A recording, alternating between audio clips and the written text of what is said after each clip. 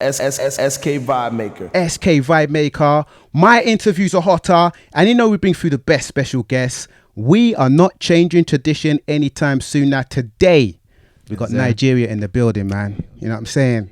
Yes, man. CK is here. Thanks for having me, man. Of course, man. This is your first trip to the UK. Actually, it's my second trip to the UK. Somebody lied to me. You know what I'm saying? As you've got here, and like as a Nigerian that's definitely been popping off around the world, and you know what I mean, got a fan base out in the UK. Yeah. How was your perceptions been from before you got here versus to actually getting here? I mean, I feel like it's kind of like I expected it, you know. I feel like sometimes when you're on the internet and you're seeing comments and people showing love and everything, you know, sometimes you think you start to think it's just numbers and it's just, you know, comments, but like actually coming and seeing that in real life, you know, it just slaps different. But it's just reassuring to see that it's not just numbers, you know, that the love is actually the same on the internet as it is in real life. So it's been great. So many people showing love. The weather is cold though. It's quite cold, and yeah. But it's been great. Like much love to everyone out here, man. I've had a great time. I've been here for like almost 2 weeks now. Straight up, you've been having a good old time out here. Yeah, it's been great. I did my first show in London about 4 days ago. It was mad crazy. Lots sold out, popping, a lot of ladies there. Lots. So it's crazy. Much love to everyone out here, man. So through all the numbers you've been doing around the world, and as much as your music has been popping, I heard that you got your first plaque right here in the UK. Yes, actually. You know what I'm saying? Yeah.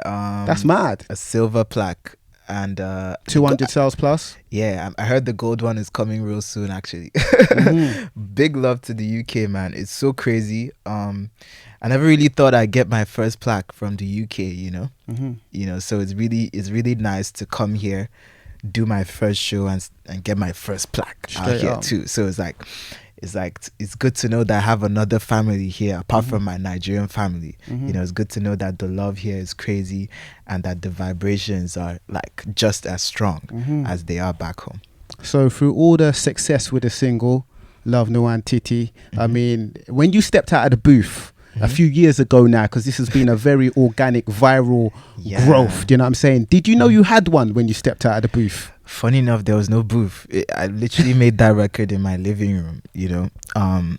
That's kind of how I make music. I hardly use booths and all that stuff because I feel like music is very, you know, the vibe hits you anywhere, you know. And I feel like sometimes recording music in a studio in a booth is so stiff, you know. So I was just in my living room. I was vibing. I made the beat and I freestyled on it. And yeah, I knew that I liked it, you know, and the song came from a real place. I was expressing myself. I was actually in love when I made the song. So yeah, I felt the vibe when I made it, and I put the song on repeat myself. You know, for me to put my own song on repeat, that's a pretty good sign. So that was when I kind of knew that I had something special. Now I know the meaning. A lot of people do know the meaning of the single. You know what I'm saying? It's definitely in your own language, your Igbo language, you know what I'm saying? Nigerian heritage and all that. Break it down definitively for those that need to know. Yeah, so Love Nwantiti literally means a little love. Nwantiti in Igbo means a little or small, you know, and love means love. Basically, it's just the song is about love and passion, you know. It's also a little bit about sex too. Which is like, I feel like that's like the one of the peak expressions of love, you know what I mean? And yeah, I was just expressing myself. I see my music like a diary, you know what I mean? I'm talking about my life and my experiences, and it's crazy to actually see that people connect with that personal story, because it's a personal story to me, and you know, everyone just connected with it basically. And talking about people connecting with the single, I mean, a lot of women in particular have connected with the song. How have you found dealing with your newfound success, celebrity, and the groupies, man? Because that could be definitely something. You know, you said you was in love when you made, you know, Love Nwantiti, and like maybe you're not in love at the moment, but there's a lot of women around. Your heart got broken, yeah? Yeah. So I mean, how did you deal with that, man? Because maybe you could have had a lot of rebound love off the back of that. Well, actually, I didn't really have rebounds of that particular relationship. Yeah, man. I mean, it ended in tears or whatever, and Literal tears. I mean, yeah. But I mean, bro, I feel like after that relationship, I was just like in a space where I just wanted to be alone for a while. I didn't want to, I didn't want to jump into another relationship. I didn't want to, because I was actually in love, But yeah, I mean, I made the song, and what's so funny is that when I made the song, I was always telling myself that this is gonna be like an Adele situation where I pour out my heart into the song, and it's gonna be so big. And I was like, it's gonna piss her off. You know what I mean? And it's so funny because I said this like a joke, and it actually happened. You know what I mean? But I mean, I've been good. You know what I mean? I've been focusing on myself as I should. There's definitely lots of people that know about me right now, listening to my music and everything. And yeah, I mean, in terms of handling it, The groupies. I don't really know how to answer that question, but I mean, do you embrace or do you bat? Are you batting them away? I mean, I feel like all my fans, I got love for all my Specifically groupies, because I mean, fans are fans, but groupies are different. I don't like to label people, honestly. I feel like what people call groupies are just people who connect with the music so strongly, and maybe sometimes they overreact to that and they're a little too over enthusiastic with it. But I don't really like to label anyone as a groupie or anything. But yeah, I mean, I love all my fans, like like they're part of me, because I feel like for you to listen to my music and connect to it, my music is very personal. So I know the energy I put into the music. So if I see someone who's a fan of my music and they connect with it, I understand where they're coming from. So I know it's not like a groupie love or whatever. It's like a genuine connection. So I treat them like that. I don't. CK is in that building, man. Yes, Make sure sir. you spell his name right as well. It's not just CK, CKAY. Yes, Do sir. you know what I'm saying? I don't know. I feel like many people might have asked you this, but kind of give us a brief, sort of story behind the name. Pretty much it's really simple. My first name is Chukwuka, so CK is like a short form of the name. People used to always mispronounce my name back in school, even Nigerians. It's crazy because the country I'm from, most people mispronounce it. So I think CK just surfaced because it was just easier for people to pronounce, and it just stuck. It was catchy, and it just stuck, and I've been using it ever since. Straight up. Now let's put on record sort of the magnitude of the kind of things that you've been doing the last year or so. You have surpassed Wizkid and Burna Boy worldwide with streaming numbers. Did you see that coming? And what does that mean to you? Well, I mean, I the way I see it, I'm not really concerned too much about surpassing anyone. I feel like my goal is taking Afrobeats to the world, because I feel like Afrobeats is an amazing genre, and I feel like just the way we listen to Western music, I feel like the Westerners should listen to our music, because our music is amazing. You know what I mean? So if in the process I become the most streamed artist, fine. If in the process I don't become the most streamed artist, great. I don't really care about all that stuff. But it's nice to see different people from different parts of the world vibing to my music and showing love. It's what I've always dreamed of. You know what I mean? And I feel like it's not a W for just me. It's a W for the whole culture. I feel like everyone's success is a win for the culture. Wizkid's success opened doors for younger artists. Burna Boy's success opened doors for younger artists. And I feel like we're all one, and we're all pushing one culture. I feel like in the whole country, music is probably the one thing that I would say makes many Nigerians in diaspora proud to be Nigerian. The music, the fact that we release music and artists from America vibing to our music, or fans from America, UK, Brazil, India, like it's a thing of pride. You know what I mean? Straight So up. that's how I see it, and I see it as a win for everyone. Now, kind of focusing on just the numbers, I've been speaking to a lot of artists recently about the fact that when artists like yourself do big numbers, the label, the PR, the management, the whole system will have you believe that because the numbers are massive, that those songs and those artists are the best thing since sliced bread. Now, in your like sort of opinion, how much of a correlation is there between the big numbers on streaming platforms like, Spotify, Apple Music, YouTube and that versus how good an actual song is? I think this is how I see it. Numbers reflects people. Like, if a song has one stream, it means one person streamed it, right? It means one person listened to it. If it has 10 streams, it could mean 10 people listened to it one time, or it could mean one person listened to it 10 times, right? If a song has 100K streams, it could mean 20K people listened to it 5 times each, or 100K people listened to it 1 time each. Either way, it shows that people like the song. Because if you don't like the song, you're not going to play it. If you're going through your phone and you're going through a list of songs, you skip it. But the fact that the song is being streamed is a pretty good sign that people love the song. So I feel like there's definitely a correlation between how good a song is and the numbers. Definitely. You know what I mean?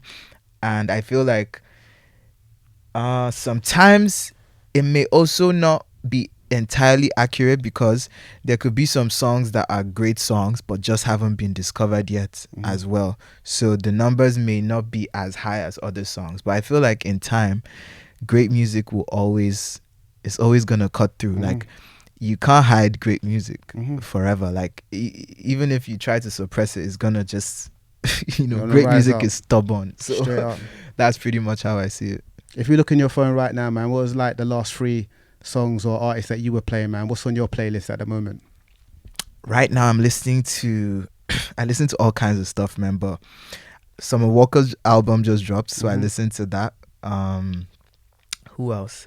I listen to a lot of Amapiano as well. Like, I love what my brothers in SA are doing, especially Blackie. Blackie is one of my favorite artists in South Africa right now. I think his music is amazing.